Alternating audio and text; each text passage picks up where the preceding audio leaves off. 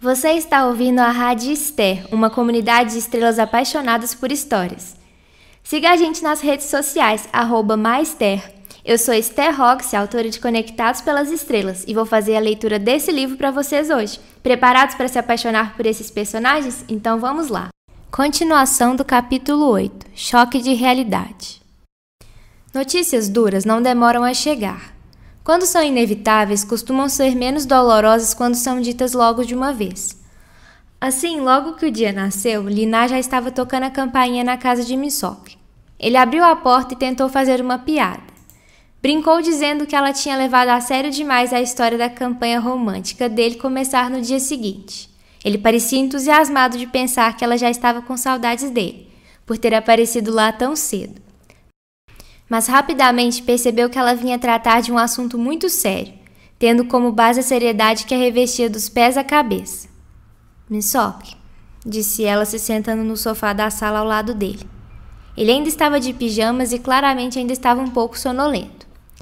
Ela segurou suas mãos com firmeza e ele sentiu uma sensação injustificável de déjà vu. "Vai ser muito difícil te contar isso e, inclusive, ainda não tenho certeza por onde devo começar." Ela respirou fundo. "Eu me sinto muito culpada por ter escondido isso de você por esse tempo todo. Mas eu e o Sr. Park achávamos que na época seria muito cruel deixá-lo lidar com tantas informações tão pesadas, enquanto você já estava passando por um período delicado." A sonolência do idol passou e ele ficou com uma expressão bem séria em seu maravilhoso rosto. "Vamos começar sobre a pasta, que foi a responsável por ter nos colocado oficialmente de volta na vida um do outro." O idol arqueou as sobrancelhas, mas manteve-se atento e em silêncio. "A gente conseguiu descobrir o que tinha dentro dela. Não sei se ouviu falar que a Kiso começou a desenvolver e se especializar em grupos de cantores, atores e artistas de modo geral que não são de carne e osso como você e eu." Misok a encarou mostrando dificuldade de entender o que ela queria dizer com aquilo. "Eles estão investindo na criação de inteligências artificiais para adentrar a indústria de arte e do entretenimento. Eles pretendem que ao longo dos próximos anos todo o conteúdo deles, desde a elaboração das músicas, as artes de divulgação, os vídeos musicais, os figurinos e até os próprios idols sejam todos frutos de inteligências artificiais." "O quê? Mas como que eles vão fazer isso?" questionou indignado. "E o que vai acontecer com todos os artistas e todas as pessoas que trabalham na Kiso? O público não vai aceitar um conteúdo artificial como esse. Isso vai dar muito errado. Nem acredito que o Juná não aceitou a proposta do Sr. Park para vir trabalhar no Dreammakers.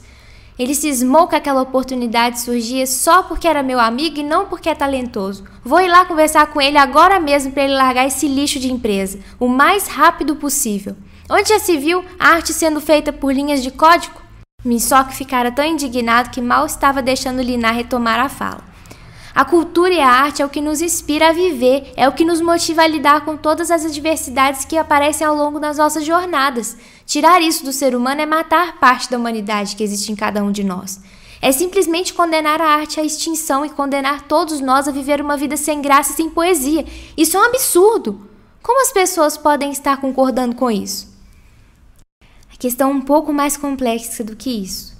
A tecnologia deles já evoluiu a tal ponto que as pessoas não conseguem exatamente diferenciá-la. Estamos perdendo a nossa habilidade de discernir o que é humano do que é artificial, o que é real do que é invenção. O mundo se tornou um verdadeiro campo minado, onde já não sabemos o que vamos encontrar até depois de termos resultado, respondeu Liná, tentando demonstrar sua preocupação.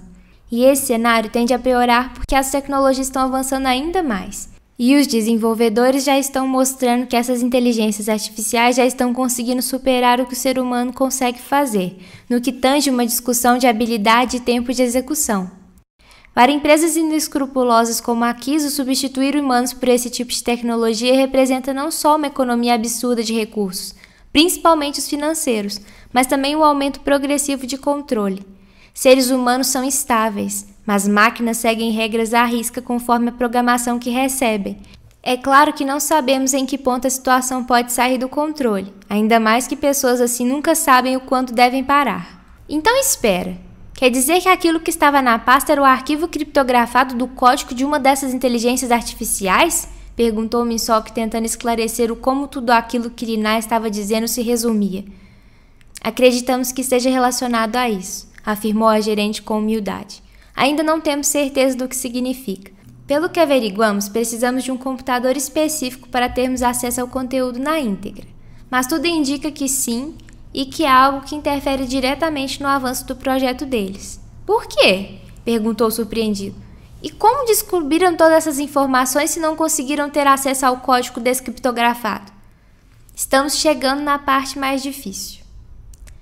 As mãos de Liná começaram a suar frio enquanto ainda segurava as mãos macias de Minsoque. Ele apertou suas mãos, querendo tentar fazê-la sentir-se segura ao seu lado. Ela suspirou profundamente.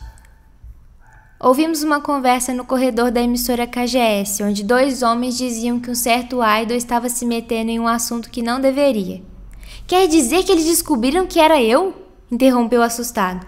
Eles tentaram te ameaçar ou fazer alguma coisa com você?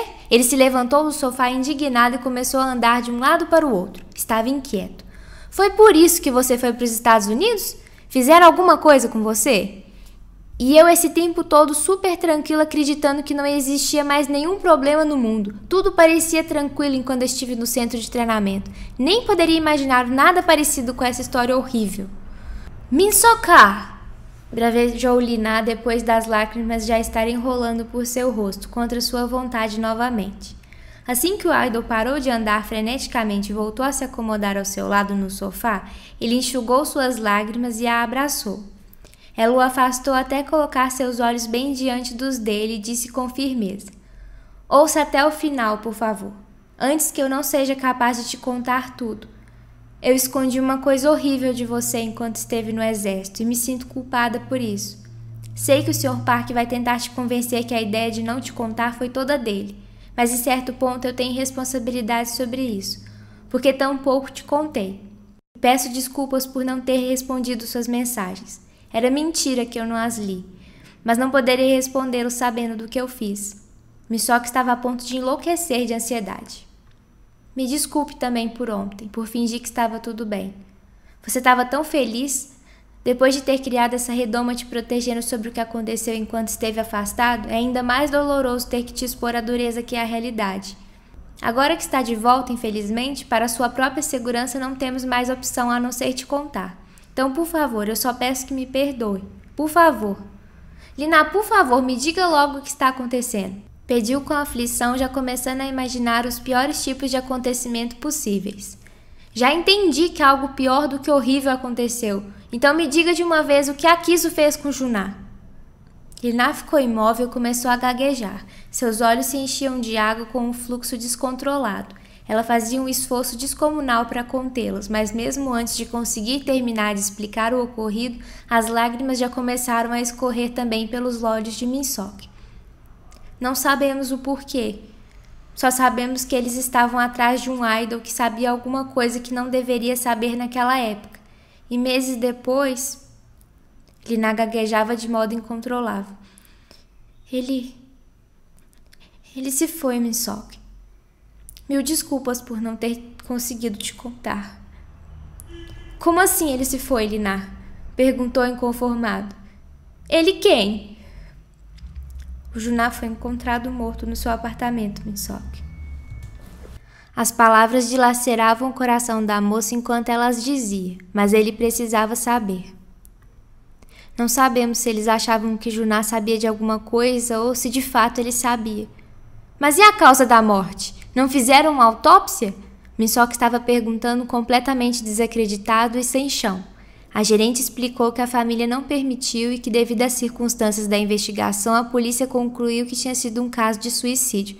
Então quer dizer que o pesadelo que eu tive aconteceu? Ele realmente morreu por minha causa? Não podemos dizer isso, Minsoque. Juná poderia estar sabendo de algo, independentemente de termos encontrado aquela pasta, respondeu Liná, tentando consolá-lo pelo menos um pouco. Porém, agora as coisas mudaram bastante, porque eles descobriram que eu e você pegamos a pasta naquele dia. Além de que o seu retorno está atrapalhando os planos de debut do grupo virtual deles. Então eles têm motivos em dobro para estar atrás de nós nesse momento. Minseok ficara extremamente magoado, assim como ele imaginara que ele ficaria ao receber aquela notícia radioativa. Ele, no entanto, não demonstrou sinais de estar com raiva da garota como ela esperava. Apenas pediu que ela lhe desse um tempo para botar a cabeça no lugar e o deixasse sozinho. Lina saiu da casa dele mais do que preocupada, e por isso ficou sentada do lado de fora da porta por um bom tempo. Sem ter tido outra ideia que pudesse ajudá-lo naquele momento, decidiu arrumar um novo número de telefone e enviar uma mensagem para Minseok, inaugurando um grupo no KakaoTalk para o quarteto do dormitório do exército. Olá, amigos! É o Noharin. Como está o sabor da liberdade? Por aqui, a vida já se revelou agridoce a tal ponto de eu pensar que tudo era mais fácil durante o nosso alistamento, mesmo quando saímos quase mortos do treino de resistência. Que tal nos encontrarmos um dia desses para tomarmos soju juntos pela primeira vez? Conheço um lugar ótimo.